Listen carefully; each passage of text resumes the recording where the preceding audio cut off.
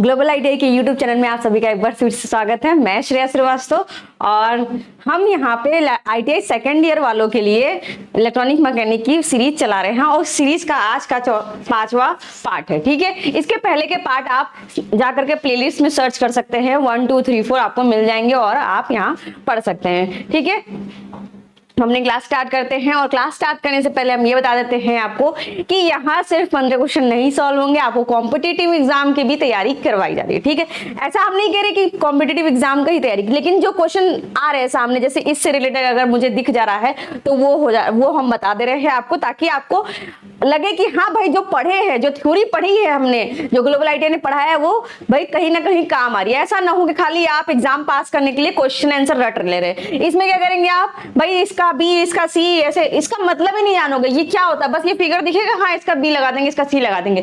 तो ऐसा नहीं करना है, अपने लाइफ से खिलवाड़ नहीं करना है, क्योंकि आपकी लाइफ है तो आपको चूज करना है कि सही करना है या नहीं करना है। ठीक है, ज्यादा समय नहीं लेते हैं और आज की क्लास स्टार्ट करते हैं। तो हमारा क्वेश्चन नंबर 79 क्या बोल रहा है, व्हाट इज द नेम। और दूसरी बात कि अगर आपको फ्री पीडीएफ चाहिए या फ्री मॉक टेस्ट चाहिए, ऐसा क्या होता है टेस्ट लगाने के लिए हमें कुछ पैसे देने पड़ते हैं या उसका कुछ पेमेंट करना पड़ता है, बट यहाँ ग्लोबल आईटीआई की वेबसाइट पे www.globaliti.org पे आप जा करके फ्री में टेस्ट अवेलेबल है, वहां पे आप टेस्ट दे सकते हैं, जिससे आपको पता चलेगा कि आप कितना क्वेश्चन कर ले रहे हैं, आपकी थ्योरी कितनी कंप्लीट है, आपका सिलेबस कंप्लीट है तो आप कर पा रहे हो या नहीं कर पा रहे हो, और ये एमसीक्यू सीरीज सॉल्व कर पा रहे हो नहीं कर पा रहे हो। ठीक है, साथ में आपको फ्री पीडीएफ भी अवेलेबल है ग्लोबल आईटीआई की वेबसाइट पर। ठीक है, चलिए हम देखते हैं अपना क्वेश्चन। कह रहा है what is the name of the relay used in electrical circuit. विद्युत परिपथ में प्रयुक्त रिले का क्या नाम है। अब इस रिले का नाम पूछना है, नाम बताना है, तो हम ये बताना चाहते हैं इसका नाम क्या है, ड्राई रीड रिले। ठीक है, क्वेश्चन सॉल्व करने से पहले एमसीक्यू कोई भी सॉल्व करने के लिए आप उठा रहे हो तो ध्यान रखना कि आपकी थ्योरी कंप्लीट हो। आप बुक से पढ़ लो, कहीं किसी से पूछ लो, दोस्त से पढ़ लो, यार से पढ़ लो, लेकिन पढ़ लो, थ्योरी पढ़ लो। ठीक है, जिन बच्चों ने हमारी क्लासेस की होंगी ग्लोबल आईटीआई की एप्लीकेशन पे, वो तो समझ गए होंगे भाई किस चीज का फिगर है। ठीक है, सभी आप कमेंट करिए, सभी कमेंट करिएगा कि क्लास कैसी हो रही है, जरूर बताइएगा। कुछ इन्वॉल्वमेंट करना होगा, कुछ इसमें अच्छा करना होगा तो और आप बता सकते हैं। ठीक है, ठीक है, यहाँ पे हम बताना आपको क्या चाह रहे हैं कि ये क्या है, हमारा फिक्स्ड कांटेक्ट है। ठीक है, और ये क्या है हमारा, देख रहे हैं ये सीन देख रहे हैं आप, ये फिक्स्ड है और ये ऊपर नीचे हो रहा है इसमें, तो ये क्या है, मूविंग कांटेक्ट, मूविंग। ठीक है, ये हमारा मूविंग कांटेक्ट है। एक मिनट,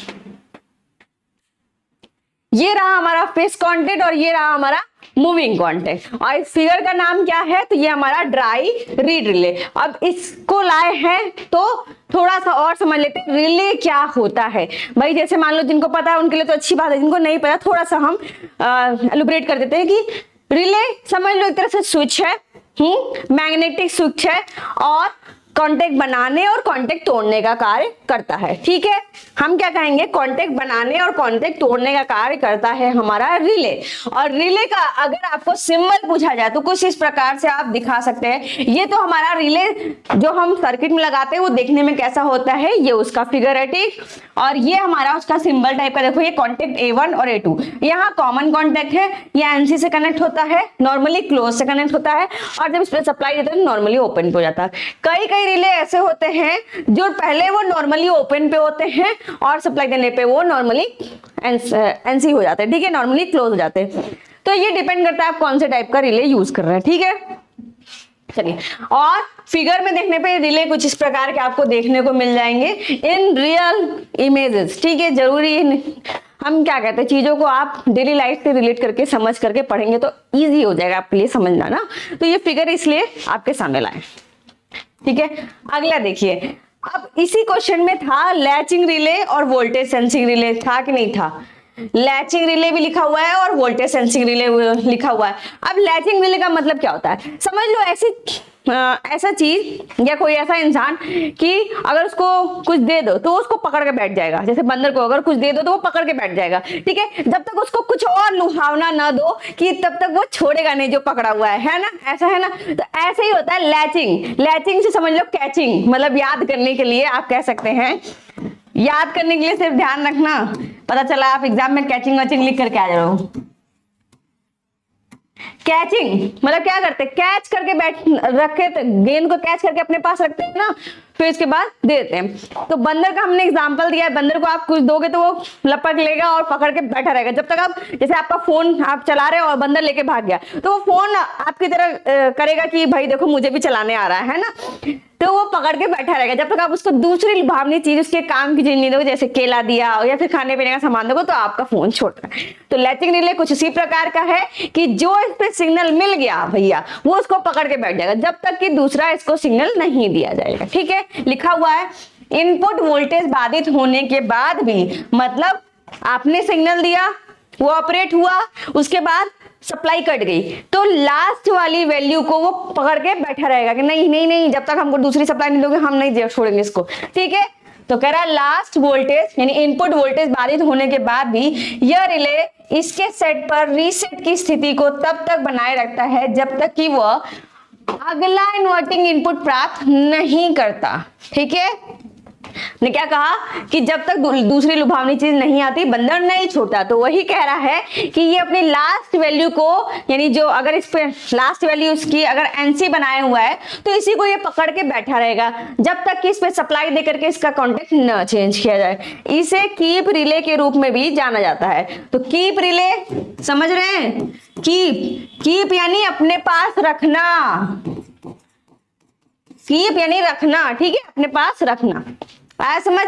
चलिए यहाँ पे हम समझ गए कि भाई लैचिंग रिले क्या होता है। वोल्टेज सेंसिंग रिले भी आया है हमारे ऑप्शन में, तो उसको भी देख लेते हैं। वोल्टेज सेंसर से क्या समझ में आ रहा है कि वोल्टेज को सेंस करेगा, इसके कनेक्शन को बनाएगा और बिगाड़ेगा।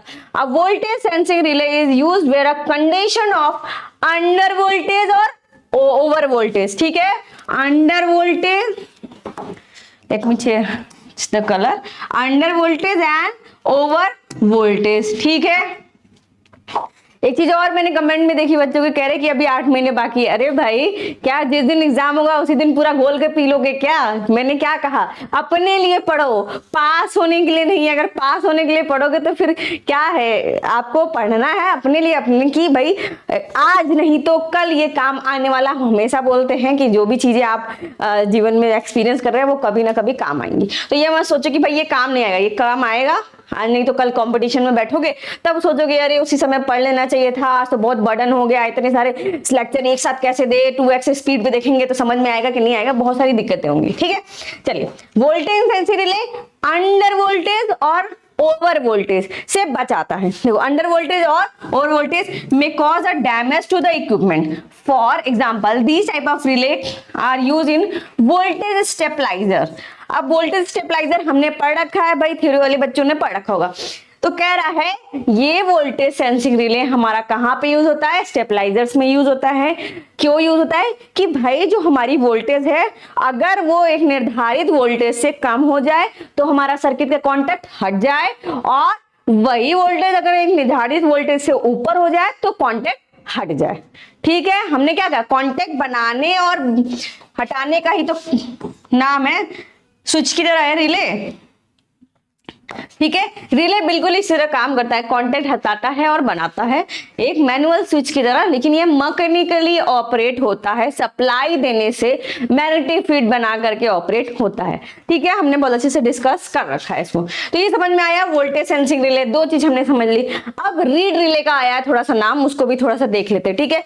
यह relay need very low power to operate, ठीक है। कौन से रिले की बात कर रहा है, रीड रिले की बात कर रहा है। रीड रिले क्या करते हैं, बहुत ही कम पावर पे ऑपरेट होते हैं, तो जहां ऐसे कम पावर ऑपरेशन की जरूरत पड़ती है वहां पे हम रीड रिले उपयोग कर लेते हैं। एंड कैन हैंडल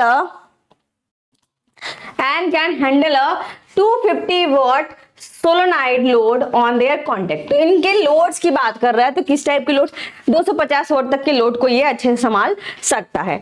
अब रीड रिले की बात किया तो तीन चीज और जान लो, उनके टाइप्स, ठीक है। तो उनके तीन टाइप है। जो अभी मैंने आपको परिभाषा बताई, यहाँ इंग्लिश में लिखा, बट हम हिंदी में क्या बोल रहे हैं आपसे कि यह ऐसा रिले है जो लो पावर पर कार्य करता है। क्या आप लिख सकते हैं कि नहीं? लिख सकते हैं ना। लो पावर पे काम करता है और इतने वोल्ट सोलेनोइड का लोड उठा सकता है। ठीक है, अब ये 3 प्रकार का होता है। ड्राई रीड रिले, जिसकी हमने अभी जस्ट फिगर दिखी, और देखिए हमने आपको बताया था ये फिक्स्ड है, जिसको हम स्टेशनरी एलिमेंट भी बोल सकते हैं, और ये वाला मूविंग एलिमेंट है। ठीक है, मूवेबल एलिमेंट या मूविंग कॉन्टेक्ट एलिमेंट कह लो, कॉन्टेक्ट कह लो, कोई गलत बात नहीं है। ठीक है, दोनों ही सही है। ठीक है, दूसरा है फेरेड रिले और तीसरा है मरकरी वेटेड कॉन्टेक्ट। ये रहा हमारा मरकरी वेटेड रीड रिले। अगर ये फिगर आ जाएगा तो आपसे पूछेगा किस चीज का है, तो मरकरी वेटेड रीड रिले का। ये फिगर आ जाएगा तो ये किसका है? मैग्नेटिक फील्ड जो बना रहा है ये हमारा फेरेड रिले है। आप कहोगे इसको भी एक्सप्लेन करो, तो थोड़ी थोड़ी एक लाइन में एक्सप्लेन कर दे रहे। मरकरी वेटेड रीड रिले क्या समझ में आ रहा है इससे?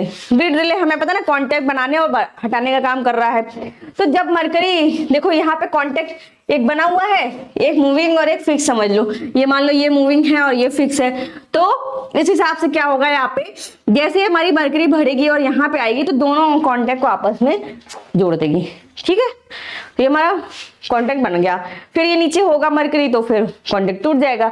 अब इसमें देख सकते हैं आप, इस कंडीशन में जब मैग्नेटिक फील्ड बहुत कम बना है तो इस कंडीशन में आप देख सकते हैं ये दोनों कांटेक्ट नहीं जुड़े हुए हैं। लेकिन जैसे ही मैग्नेटिक फील्ड ज्यादा हो गई, ठीक है, strong magnetic field, weak magnetic field में ये हो रहा है, मैग्नेटिक फील्ड समझ रहे, चुंबक क्षेत्र जो बना रहा है अपने आसपास। ठीक है, और जैसे ही जब बहुत ही ज्यादा मात्रा में चुंबकीय क्षेत्र बना रहा है तो ये कांटेक्ट आपस में कनेक्ट हो जाए। तो कुछ इस तरह से हमारा फेरेड रिले काम कर रहा है। ड्राई रीड रिले बता दिया, मरकरी बता दिया। तो यहाँ 3 तो ऑलरेडी कवर हो गए, 3 2 5, यहाँ 2 और कवर हो गए, 5 कवर हो गए। 6वां क्वेश्चन और 7वां क्वेश्चन की रिले क्या होता है, तो 7 से 8 क्वेश्चन लगभग आपके कवर हो गए एक ही क्वेश्चन के अंदर में।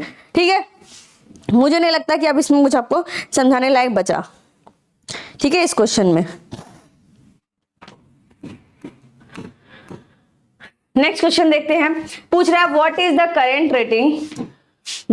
Current rating of tinned copper wire 40 SWG। ठीक है, 40 SWG use for rewirable fuse. अब यहां से पहला क्वेश्चन हम निकाल के ला रहे हैं आपके सामने कि SWG क्या होता है। ठीक है, स्टैंडर्ड वायर।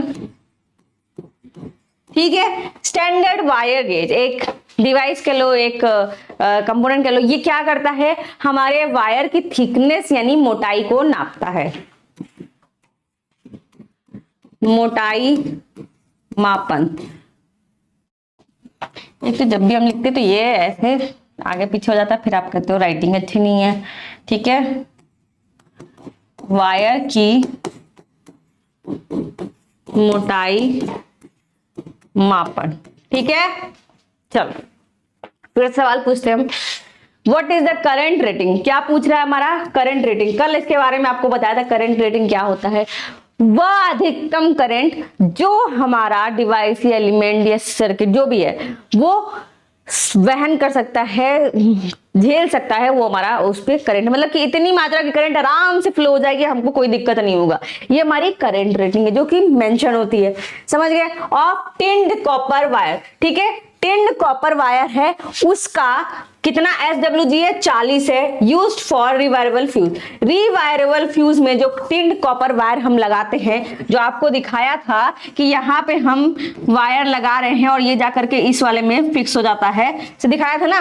तो ये वायर जो है टिन्ड कॉपर वायर है। ठीक है, और तांबे का तार टिन्ड वाला, और कह रहा है कि रिवायरेबल फ्यूज के लिए जो उपयोग होता है उसकी करंट रेटिंग बतानी है। ठीक है, समझ में आया कि करंट रेटिंग पूछ रहा है मैं। तो ये हमारा ये 40 SWG का करंट रेटिंग 1.5 एम्पियर होगा। ठीक है, चलो इसका लिख लीजिए 37 SWG का, इसका 39 SWG का।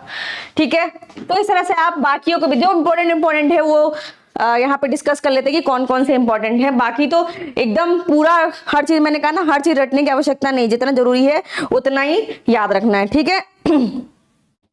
और दो और होता है, वो भी देख लेते हैं हम, 22 और 24 का, ठीक है।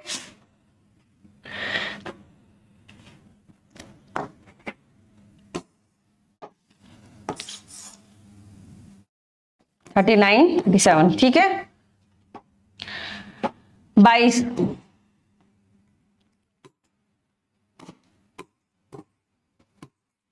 और 24 SWG का, तो इसको लिख देते हैं 24 एम्प और इसमें 17,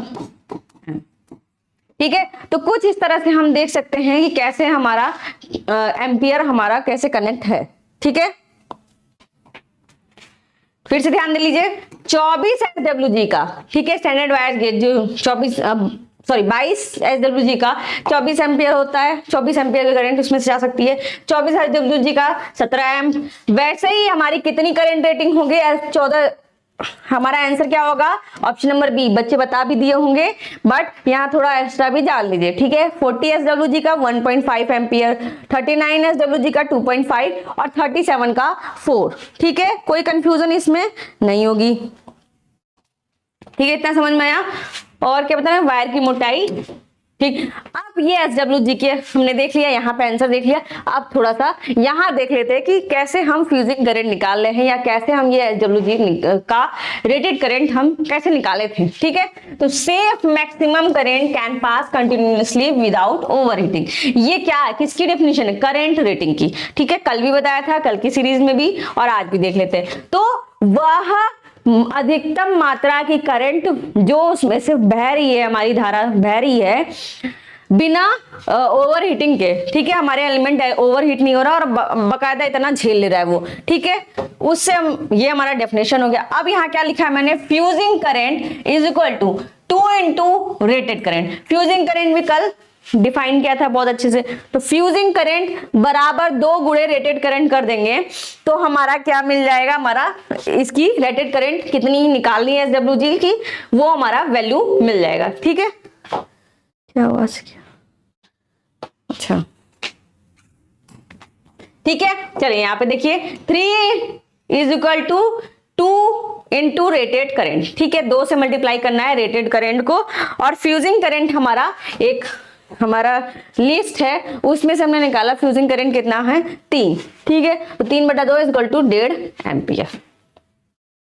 फ्यूज रेटिंग कैसे है, फ्यूज रेटिंग के लिए पावर बटा वोल्टेज, जितनी पावर की हमारी फ्यूज होगी उसके बटा वोल्टेज इंटू 0.25। और ये क्वेश्चन आया हुआ है, ठीक है। कहाँ पे, RRB मुंबई ALP 2001 में क्या पूछा, इससे फॉर्मूला पूछा था, किसका, फ्यूज रेटिंग का फॉर्मूला। और फ्यूज रेटिंग का फॉर्मूला हमारा ये रहा, पावर बटा मतलब शक्ति बटा वोल्टेज विभव, और दोनों को हम किससे मल्टीप्लाई कर दे रहे हैं, दोनों को समझ रहे हो, इस तरह से है, पावर बटा वोल्टेज, ठीक है, मल्टीप्लाई बाई 1.25 विजिबल, ठीक है। इतना समझ में आया, चलो ठीक है। ये आया हुआ क्वेश्चन है हमारा RRB मुंबई 2001 में। अब इसमें कोई कंफ्यूजन नहीं होनी चाहिए, ठीक है। चलिए इतना समझ में आया। अब नेक्स्ट है हमारा, क्या कह रहा है, फ्यूज का प्राथमिक कार्य, ये पूछा हुआ सवाल है LMRC मेंटेनर इलेक्ट्रिकल वालों का 2016 का सवाल हमारा क्या बोल रहा है, फ्यूज का प्राथमिक कार्य क्या होता है, उच्च धारा प्रवाह को रोकना, यानी कि अपने से मैक्सिमम करंट अगर जा रही है तो उसको रोक देना कि नहीं भाई हम इतना झेल सकते, तुमको इसके आगे नहीं, अगर इसके ऊपर जाओगे तो तुम मेरे कंपोनेंट्स को या डिवाइसेस को खराब कर दोगे, अप्लायंसेस को खराब कर दोगे, ठीक है। तो उससे बचाने के लिए हम ये करते हैं, फ्यूज का प्राथमिक कार्य, ठीक है। अपने डिवाइस को बचा के रखना ही तो हमारा मेन कार्य होता है कि नहीं होता है, ठीक है। अब नेक्स्ट हमने यहाँ पे आंसर देख लिया ना, देखिए आंसर क्या है हमारा 1.5 एम्पियर 40 SWG का। बाकी चीजें आपके नॉलेज के लिए कि आपको एग्जाम में कहीं आएंगे तो आप बता ले जाओगे, ठीक है। ये फिगर हमने कल समझाया था, कार्टेज फ्यूज किस चीज का है, अगर आपसे पूछे तो कार्टेज फ्यूज का, ठीक है। करंट फ्यूज का था 1250, कुछ याद आया? 1250 करंट रेटिंग थी इसकी, ठीक है। इसी तरह 200 एम्पियर उसके थे हमारे रिवायरेबल के, चलो वो भी देख लो, 200 एम्पियर, ठीक है। तो ये तो हमने कल डिस्कस कर लिया था। अब इसमें हमने ये भी बताया था, ये क्या है हमारा हेड कांटेक्ट, ठीक है। ये हमारा हेड कांटेक्ट, ये हमारा फुट कांटेक्ट, समझ में आया? ये हमारी सैंड फिलिंग, सैंड फिलिंग, ये रहा हमारा फ्यूज का वायर, जिसको हम फ्यूज वायर कह लो या फ्यूज एलिमेंट कह लो, ठीक है, दोनों ही सही है। फ्यूज वायर कह लो या फ्यूज एलिमेंट कह लो, ठीक है। Head contact, foot contact, sand filling, fuse wire, sand filling, fuse wire, और ये सेरेमिक, सेरेमिक की बॉडी है हमारी, और ये हमारा ब्रेक इंडिकेटर,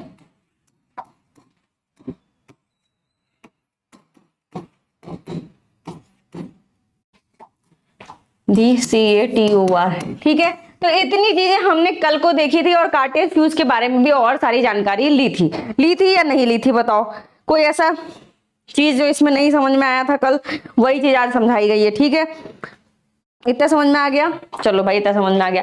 अब इसमें पूछ क्या रहा है भैया, ये जो चीज दिखा रही है ना, इसको दिखा के पूछ रहा है कि भाई ये क्या है। तो ये क्या है हमारा ब्रेक इंडिकेटर, और कल की क्लास में भी समझ आया था और आज भी समझा रहे हैं, क्या है ये ब्रेक इंडिकेटर, ठीक है। क्लास कैसी लग रही जरूर बताइएगा, क्योंकि भाई मेहनत की जा रही है आपके ऊपर, तो भाई थोड़ा सा कमेंट आप कर दोगे तो ये लगेगा हाँ चलो कुछ तो दिया जा रहा है बच्चों को जो पसंद आ रहा है, ठीक है। कुछ बच्चे हैं जो थोड़ा सा निगेटिव कमेंट करते हैं, वो भी हम पॉजिटिव लेते हैं कि चलो ठीक है, इन्होंने ये बात बोली तो अगली बार से ये नहीं करेंगे, ठीक है। चलो नेक्स्ट देखते हैं, थोड़ा सा इसको छोटा कर लेते हैं क्योंकि चारों ऑप्शन नहीं विजिबल थे, ठीक है। चलिए क्वेश्चन देखते हैं, what is the full form of the abbreviation ELCB। अब देखो क्लासेस में हमने बताया ELCB का फुल फॉर्म क्या होता है, और अर्थ लीकेज सर्किट ब्रेकर के बारे में अच्छे से समझाया भी था। यहाँ पे भी हम थोड़ा आपको समझाना चाहेंगे। तो पहले तो हम आपको इसका फुल फॉर्म बता देते हैं कि क्या होता है अर्थ लीकेज सर्किट ब्रेकर। ये क्या, बिजली के झटकों से बचने के लिए, बिजली झटकों से बचाव हेतु घरों में लगाते हैं, ठीक है। बचाव हेतु घरों में लगाते हैं।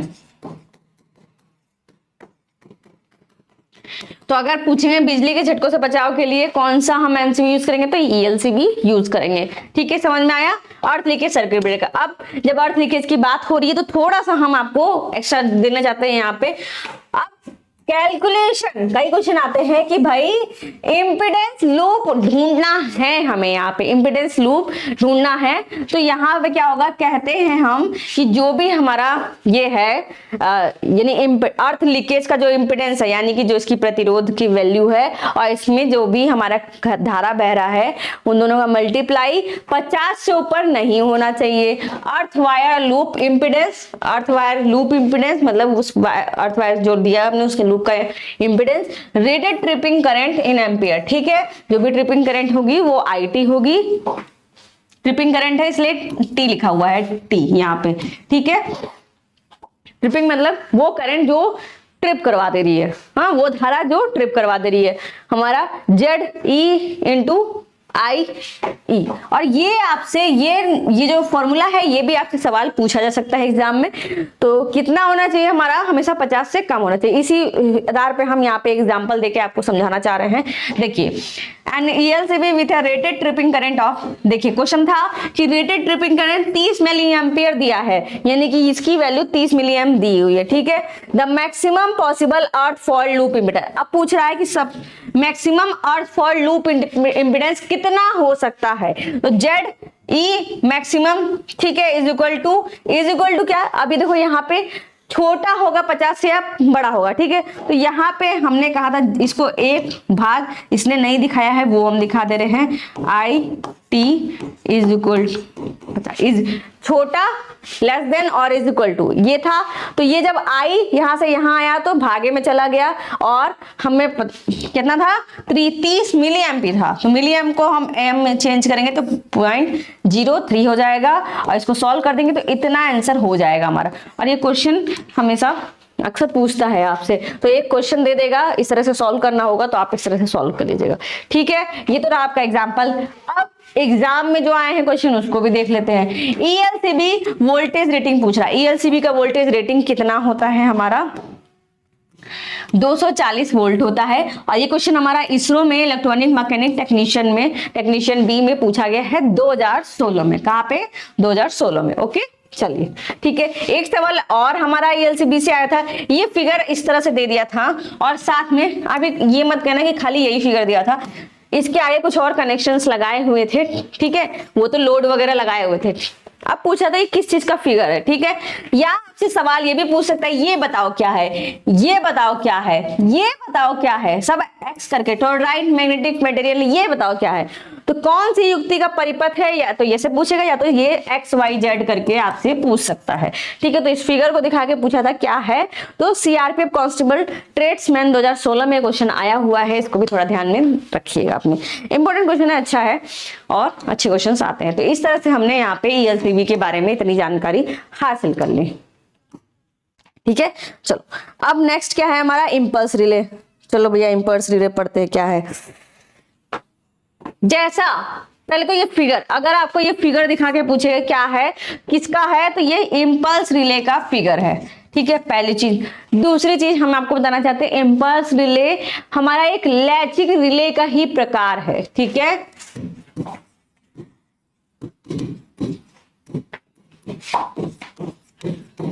कि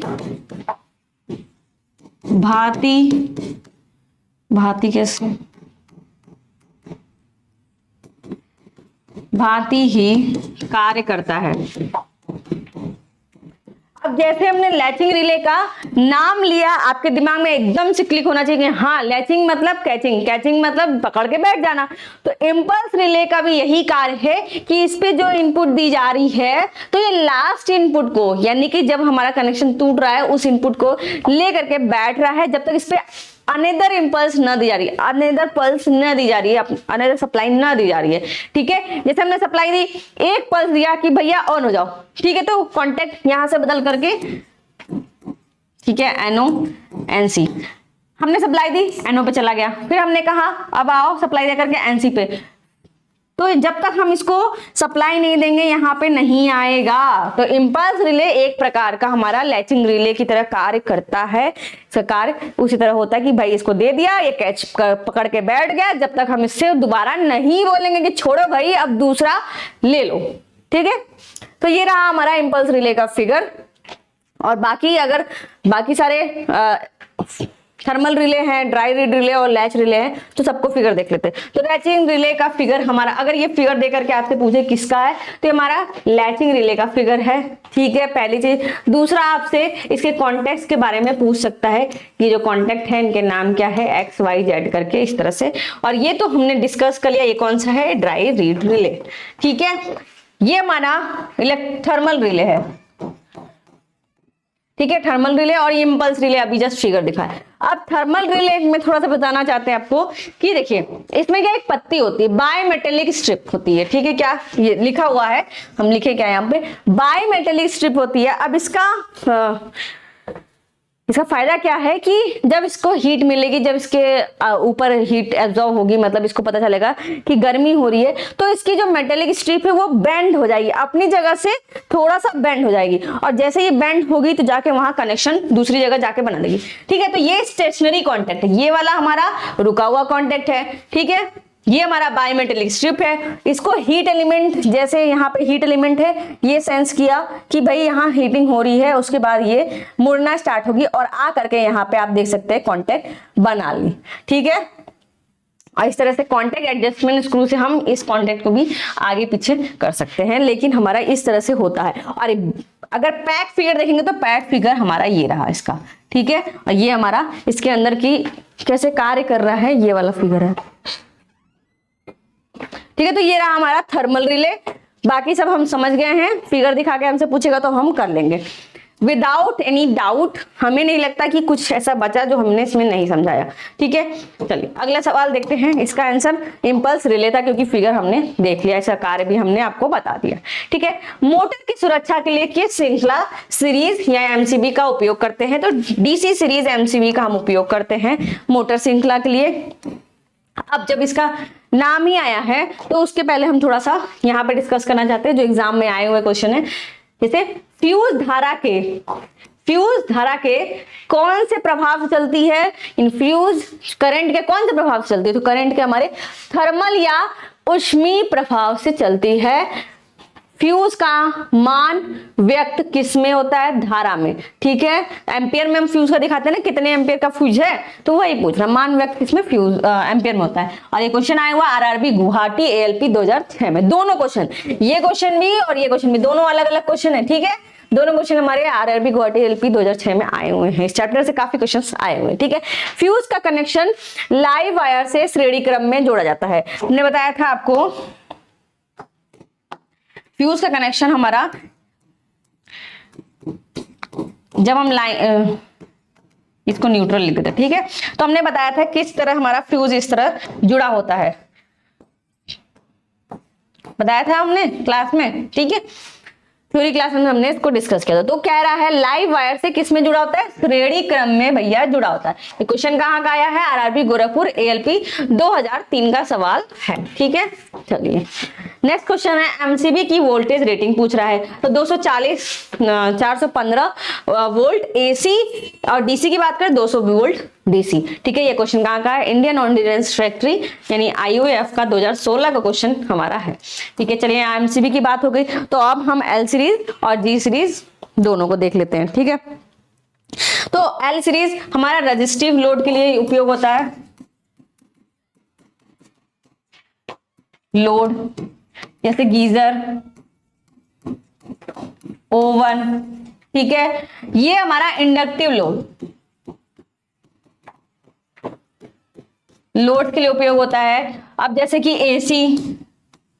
एसी हाइलोजन, इन सब में हमारा जी सीरीज का यूज होता है। डीसी सीरीज अभी मोटर बताया, ये देखिए हम यही तो चल रहे हैं ना। क्या बोल रहा है? एमसीबी के use for protection of motor की प्रोटेक्शन में हमारा डीसी सीरीज यूज हो रहा है। डीसी सीरीज एमसीबी कहाँ पे? मोटर के प्रोटेक्शन में यूज होती हैं। ठीक है, मोटर्स डीसी सीरीज मोटर से हमारा और क्वेश्चन आ सकता है, सॉरी डीसी सीरीज एमसीबी और मोटर में तो यूज होता है। ठीक है, कुछ टंग ऑफ स्लिप हो जाता है तो उसमें आप पॉइंट आउट मत किया करिए कि भाई टंग ऑफ स्लिप, इतना अंडरस्टूड होना चाहिए। चलिए वैसे हम कोशिश करते हैं अपनी तरफ से गलतियां ना करें। ठीक है, डीसी सीरीज हमारा कहाँ उपयोग हो रहा है? मोटर में यूज हो रहा है। ठीक है, और इस एमसीबी के बारे में और 2-4 जानकारी है हमारे पास कि ब्रेकिंग कैपेसिटी आपसे पूछेगा तो 6 किलो एम इसकी ब्रेकिंग कैपेसिटी है। अब ब्रेकिंग कैपेसिटी से क्या समझ रहे हो? इसकी ब्रेक होने की कैपेसिटी। ठीक है, 6 किलो एम्प इसकी ब्रेक होने की कैपेसिटी है। Suitable for voltage 220 volt DC पे सुटेबल है। ठीक है, चलिए अगला सवाल। इस क्वेश्चन का आंसर हमने दे दिया डीसी सीरीज, और एल सीरीज और जी सीरीज दोनों का आपको बता दिया। ठीक है, ये रजिस्टिव लोड, ये inductive load. Have any doubt? नहीं ना? चलिए what is the breaking capacity? अब देखिए यहाँ पे क्या पूछ रहा है? Breaking capacity of DC series MCB. एक डीसी श्रृंखला एमसीबी की ब्रेकिंग कैपेसिटी कितनी होती है? अभी जस्ट आपको बताया 6 किलो एम्प, जस्ट इसके पीछे था 6 किलो एम्प। है कि नहीं है? हो गया। चलिए नेक्स्ट पूछ रहा है what is the maximum voltage rating of DC series MCB. DC श्रृंखला सीरीज एमसीबी की मैक्सिमम यानी अधिकतम वोल्टेज रेटिंग क्या है? तो डीसी में हम जान रहे हैं 200 वोल्ट डीसी, और अगर यही एसी की बात करता, कहां गए 200 वोल्ट डीसी। ठीक है, और एमसीबी की वोल्टेज रेटिंग, ठीक है, डीसी एमसीबी नहीं, एमसीबी नॉर्मल एमसीबी की वोल्टेज रेटिंग अगर हम एसी में बात करें 240 415 वोल्ट एसी, और डीसी की बात करें 220 वोल्ट डीसी।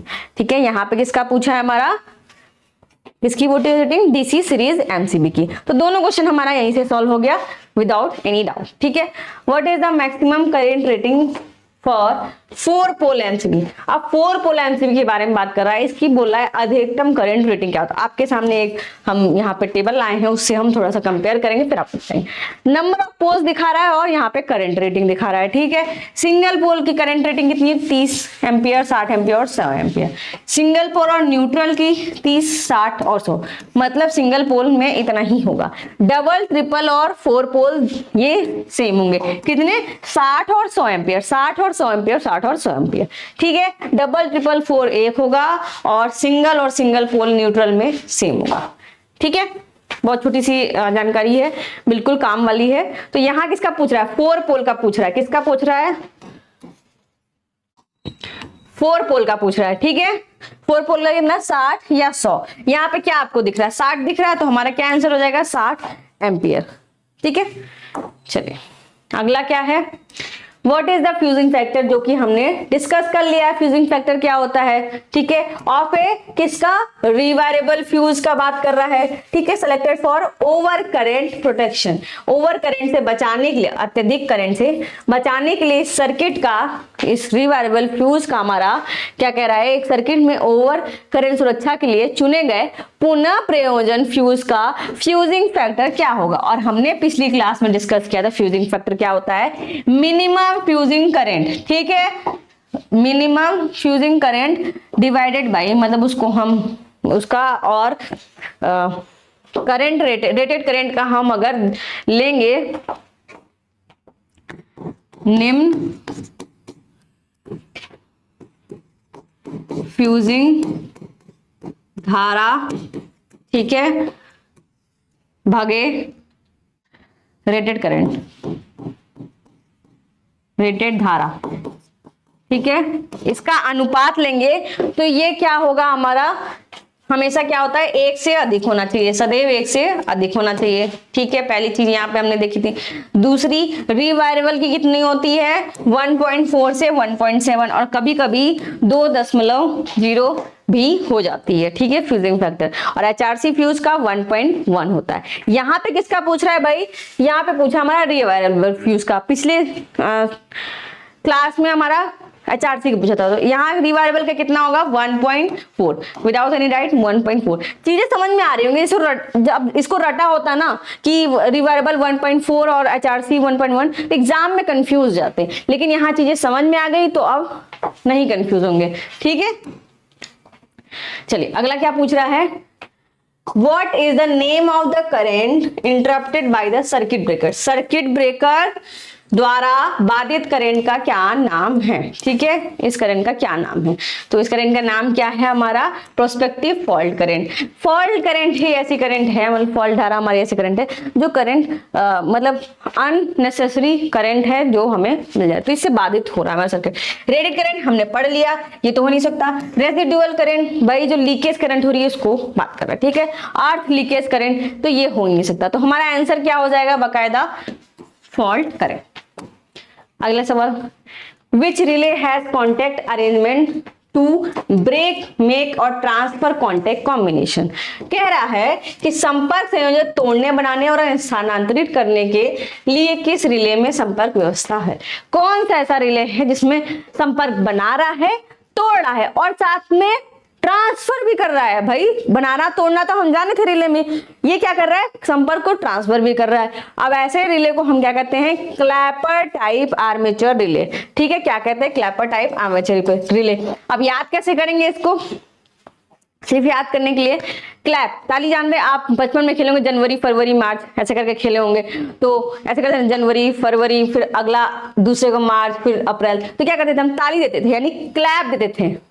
क्लैपर रिले यानी कि ट्रांसफर कर रहा है, ट्रांसफर कर रहा है एक जगह से दूसरी जगह को, मतलब एक क्लैप को दूसरी क्लैप में ट्रांसफर करना। तो इस तरह से आप याद कर सकते हैं कि ये इसका कार्य है। मर्करी वेटेड आपको समझा ही दिया, लैचिंग समझा दिया, रीड रिले समझा दिया। तो यहाँ पे आप एलिमिनेशन मेथड भी यूज कर सकते हैं कि ये तीनों हमें पता है तो यही होना चाहिए, पहला चीज। दूसरी हमने बताया क्लैपर टाइप का रिले, हमारा क्लैप मतलब हम जब खेलते थे जनवरी फरवरी तो उसमें हम क्लैप करके अपने पास देते थे। तो वो हमारा हो गया क्लैपर रिले। ठीक है, ट्रांसफर करने का। ठीक है, क्या करता है देखो, कॉम्बिनेशन बनाने, कनेक्शन बनाने और तोड़ने का तो हर रिले कर रहा है, बट ये हमारा ट्रांसफर करने का भी कार्य कर रहा है। अब which relay functions whenever the current in the coil reaches on upper limit, जब कॉइल में करंट ऊपरी सीमा पर पहुंचती है तो कौन सा रिले कार्य करता है। ठीक है, तो करंट सेंसिंग रिले हमारा कार्य करेगा। इसका काम क्या है कि जब करंट बिल्कुल लो हो जाए तब बता दे, तब बता क्या दे, सेंसिंग रिले है मतलब कांटेक्ट हटा दे वहां से। ठीक है, दूसरा जब करंट की मात्रा बहुत अधिक हो जाए तो ये बता दे, मतलब कांटेक्ट को हटा दे। तो करंट सेंसिंग रिले का ये कार्य है। लैचिंग रिले हमने पढ़ लिया। अंडर करंट रिले नहीं होगा। और वोल्टेज सेंसिंग रिले हमारा स्टेबलाइजर में यूज होता है। ये वोल्टेज की मात्रा जब कम रहती है तो कनेक्शन हटाने बढ़ाने का काम करता है, और जब वोल्टेज की मात्रा अधिक रहती है तो। ठीक है, तो इस तरह से हम कह सकते हैं कौन सा है, ऑप्शन नंबर सी। 92 देख लेते हैं। Which device is used in electrical installation to protect from electric shock. अभी जस्ट पहली स्लाइड में बताया कि बिजली के झटके से बचने के लिए विद्युत प्रतिष्ठानों में किस उपकरण का उपयोग करते हैं, तो ELCB। विदाउट एनी डाउट आपको एकदम से आंसर आ जाना चाहिए था। ठीक है, तो ऑप्शन नंबर सी बिल्कुल सही जवाब हो जाएगा इसका। अब थोड़ा सा ये डिस्कस कर लेते हैं। क्या लिखा है, single pole MCB power supply. Single pole MCB में पावर सप्लाई की बात करें तो 120 वोल्ट। ये क्वेश्चन आया हुआ है DMRC मेंटेनर इलेक्ट्रिकल 2014 का सवाल है। ठीक है, इलेक्ट्रिकल 2014 का सवाल है। अगला है ELCB की रेटेड फ्रीक्वेंसी कितनी होती है, 50 हर्ट्ज। ये हमारा RRB पटना ALP 2001 का सवाल है। HRC fuse current capacity, HRC fuse की करंट कैपेसिटी कितनी होती है, 3 से 750 एम्पियर। और ये RRB जम्मू कश्मीर ALP 2010 का सवाल है। Single phase AC current circuit, single phase AC circuit MCB voltage कितनी होती है, 250 वोल्ट। RRB सिकंदराबाद मुंबई 2001 का है सवाल। 3 फेज 4 वायर सर्किट वोल्टेज कितना होता है, 500 वोल्ट। ये 250, सिंगल फेज की बात करेगा तो 250 और 3 फेज की बात करें तो 500। ठीक है, इस तरह से आप याद कर सकते हैं। DMRC मेंटेनर इलेक्ट्रॉनिक का सवाल है 2014 में, और यही सवाल हमारा BMRC इलेक्ट्रिशियन वालों के लिए 2016 में पूछा गया था। ठीक है, अगला है MCB short circuit breaking capacity कितनी होती है, 9 किलो एम। ठीक है, MCB की शॉर्ट सर्किट ब्रेकिंग कैपेसिटी कितनी है, 9 किलो एम। और याद करिए यहां पे आपको अभी क्लियर किया था किसका, DC सीरीज MCB की ब्रेकिंग कैपेसिटी कितनी थी, 6 किलो ओम। तो दोनों में डिफरेंस है, कंफ्यूजन नहीं होना। MCB और DC सीरीज MCB दोनों अलग अलग है। ठीक है, ये क्वेश्चन आया हुआ है हमारा भुवनेश्वर में 2009 में। ठीक है, अगले सवाल पे चलते हैं हम। आप इसको देख लीजिए एक बार और हम चलते हैं अगले सवाल पे। Which type of relay is used in voltage stabilizer। और हमने जस्ट डिस्कस किया कि वोल्टेज स्टेबलाइजर में कोई इस प्रकार का हमारा रिले यूज होता है। तो वोल्टेज सेंसिंग रिले भैया यही बताता है कि वोल्टेज कम है ज्यादा है, मतलब रिले है तो हमारा क्या करेगा, ये वोल्टेज सेंसर लगा होता। वोल्टेज सेंसिंग रिले हमने आपको बताया कि जब हमारी वोल्टेज एक रेटेड वोल्टेज से कम रहेगी और जब हमारी वोल्टेज एक रेटेड वोल्टेज से अधिक रहेगी तो कनेक्शन बनाने और तोड़ने का कार्य करेगा। तो ये कौन सा है, वोल्टेज सेंसिंग रिले। तो आज की क्लास यहीं खत्म करते हैं, मिलते हैं फिर नेक्स्ट लेक्चर में। तब तक के लिए बने रहिए। बताइए क्लास कैसी लगी, कमेंट जरूर करिएगा। Thank you.